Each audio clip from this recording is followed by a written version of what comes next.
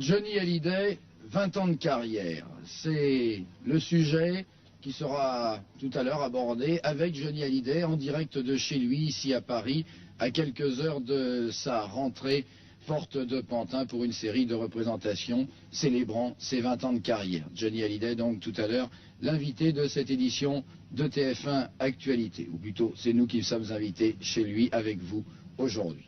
Concernant ce qui a été dit ce matin par le ministre chinois des Affaires étrangères, nous aurons l'occasion d'y revenir dans notre édition de 20h, ainsi que sur la suite de la visite en France du président Hua Hyofeng qui quitte Paris aujourd'hui pour se rendre en Bretagne. Sur ce voyage, donc des détails dans notre édition de 20h.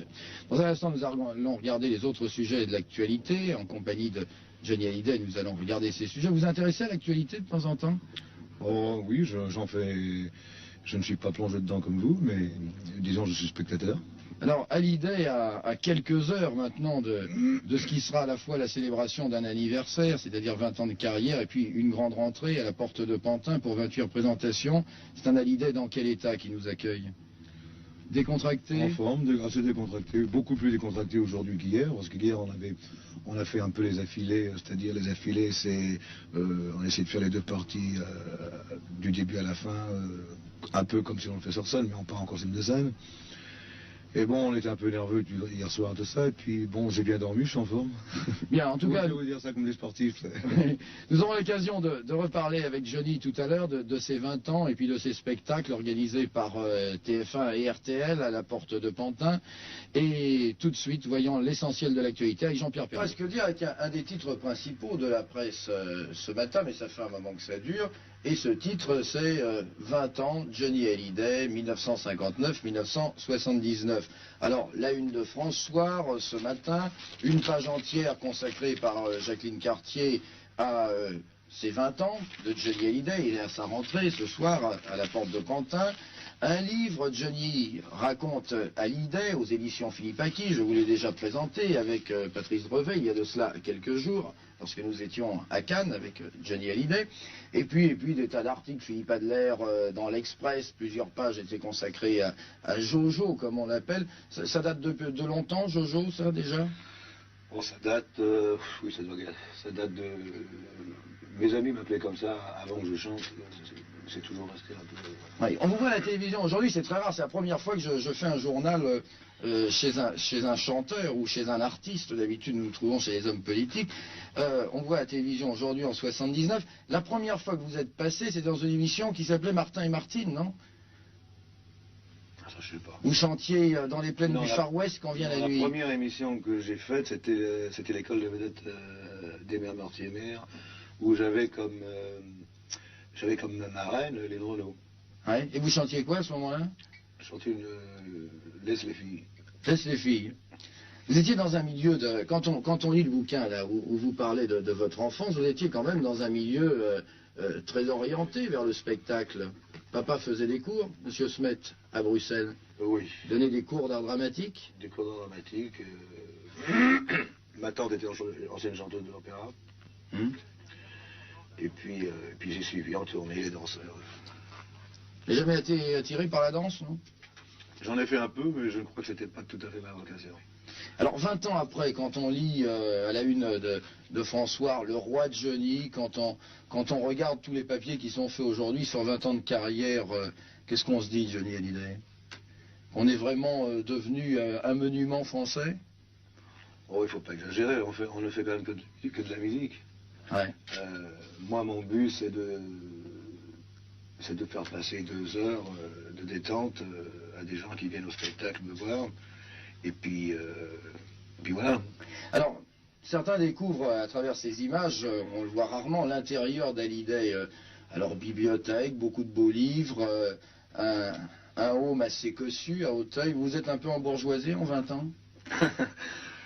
Bon, je ne sais pas si on peut appeler ça s'embourgeoiser. Disons que j'aime bien mon confort. Vous n'avez pas le vôtre? Ah si, j'adore le mien. Mais c'est une image un peu différente de celle qu'on s'imagine de Hallyday. Bon, on peut penser ça peut-être à cause de la décoration, mais moi j'aime pas trop le moderne. Malgré que je chante du rock'n'roll, je n'aime pas trop le moderne. Vous êtes bien chez vous? Je suis très bien chez moi.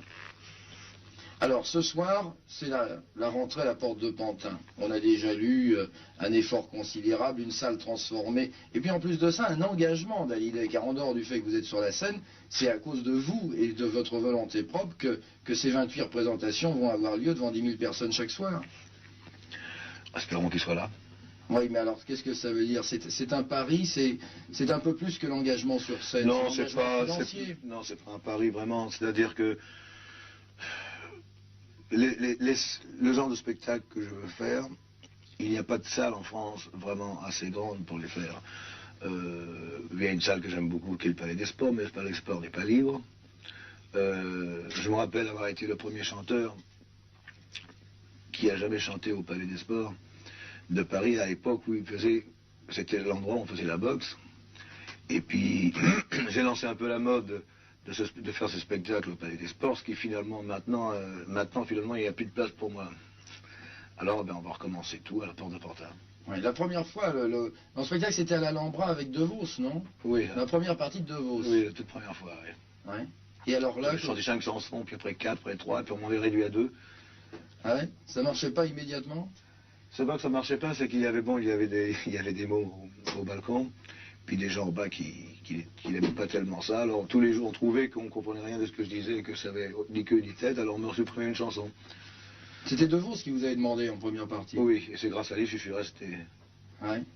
Alors, cette fois-ci, la porte de Pantin avec TF1, et je tiens à dire que nous verrons prochainement ce spectacle quand Johnny aura fini la porte de Pantin, puisque Bernard Lyon le filme pour TF1, que vous retrouverez Johnny Hallyday chez Drucker dimanche après-midi, puisque Michel Drucker, dans les rendez-vous du dimanche, vous fera vivre la préparation de ce qui se passe en ce moment pour 28 représentations à partir de ce soir à la porte de Pantin. RTL vous tiendra au courant tout au long de cette soirée, de cette première de Hallyday. Hallyday que nous retrouvons 20 ans après, comme nous l'avons retrouvé il y a de cela quelques jours, souvenez-vous. C'était sur le porte-avions Foch, où Hallyday venait pour TF1 malgré ses occupations. À bout de prière, de poignées de terre, pas de fleurs, pas de curé. Tu es parti, mon frère, boire ton dernier verre, seul au grand bar de l'éternité. Nos deux solitudes avaient l'habitude de vivre ce semblant de vie. Les flics et leurs filles, le vin et les filles, c'est fini. Salut Charlie.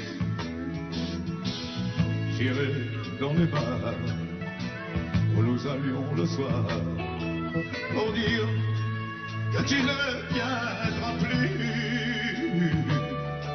Je boirai dans ton verre du haut de ton enfer. Tu me verras peut-être pleurer. Il me reste le monde, là de brune et de blonde, mais sans l'ombre d'une amitié.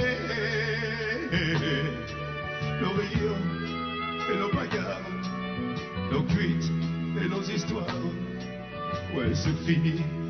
Salut Charlie, et je boirai pour deux à la santé des filles, et je boirai pour deux comme avant quand on était deux. Salut Charlie. Vous êtes un perfectionniste? J'aime pas mal faire les choses. Mais très attaché à tout l'environnement, aux musiciens, à la qualité du son, etc. Je vous ai vu travailler sur le porte-avions. Oui, mais pour enfin, les répétitions, vous êtes toujours là. C'est très important d'avoir un bon son. On n'a malheureusement pas souvent des bons sons. Parce que les choses se font trop vite et finalement, des fois, on ne peut pas, malheureusement, donner aux gens en province quand on va faire une tournée, un spectacle aussi bon qu'à Paris, parce que il faut comprendre que tout ce qu'on met 3 semaines à monter à Paris, on doit le faire en une journée quand on va en province. Et c'est pour ça qu'on essaie toujours de faire un spectacle assez long, assez longtemps, que tout le monde puisse venir le voir. Un dernier mot, le télégramme qui vous fera le plus plaisir ce soir, ce sera celui qui sera signé de qui? Je pense celui de ma femme qui malheureusement n'est pas là, est en Allemagne en ce moment. En tout cas, nous retrouverons Johnny Hallyday dans notre édition de 20h et avec Patrice Drevet en direct ce soir dans le dernier journal grâce à TF1 et RTL, le dernier journal de TF1 Actualité, et puis bien entendu avec la retransmission un peu plus lointaine que ces 28 représentations du spectacle filmé par Bernard. Fatigué, vous êtes en pleine forme pour aujourd'hui, oui? Ah ouais, moi ça va, moi. La voix, ça se travaille dans la journée. Aujourd'hui, vous allez prendre un entraînement de chant. Je crois que j'en ai besoin parce qu'avec les répétitions, je crois que je suis un peu enroué. Bien, nous allons voir comment se porte la voix de François Donati à la Bourse de Paris.